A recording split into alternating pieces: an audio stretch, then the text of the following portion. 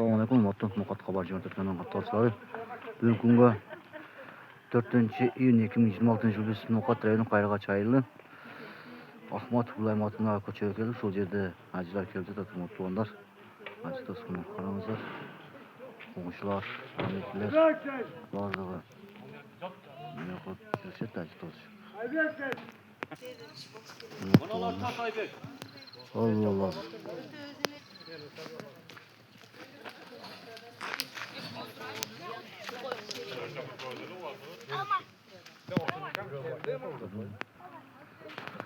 Hazır cıvaç yatırı yoğuştum. Cem saat 45-41 saat daha fark yapalım. Bizim hastayı turumuz var. Fırsatlar cıvaç. Bunda aynen koy. Onu annem yapıyor. Olmaz o. Hiç kim uyuyor? Şöyle düşüyor.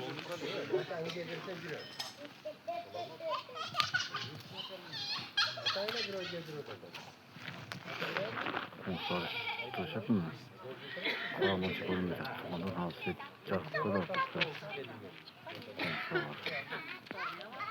Mutlu komşular var. Ahmet, Bulaymatlar.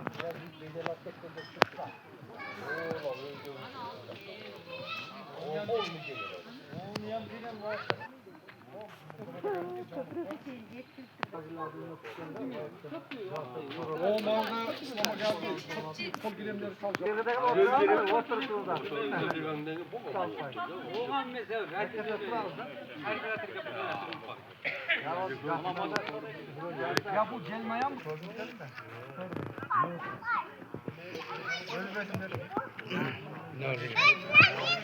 Hazır saat 9'dan 15 ettik.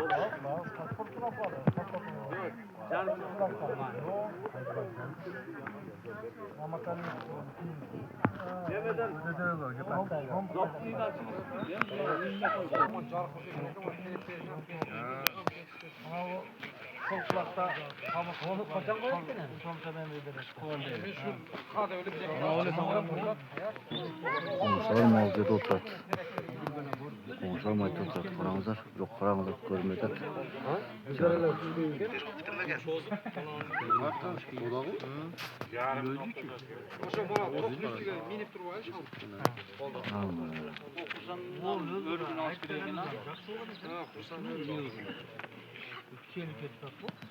Allah. Bankana.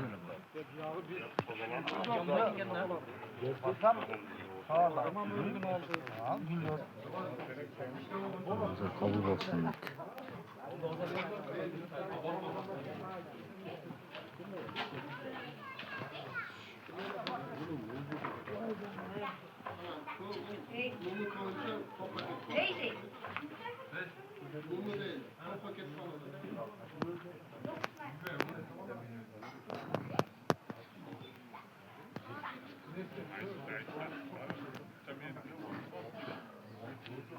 Lekin qarshi qarang qolib ko'rsata olmaymiz.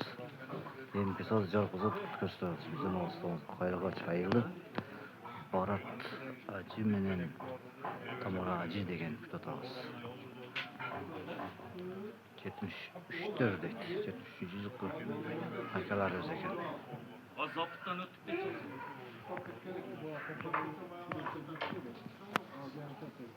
Zapttan çıkacağını, zapttan çıkacağını bir şey oldu. Profada.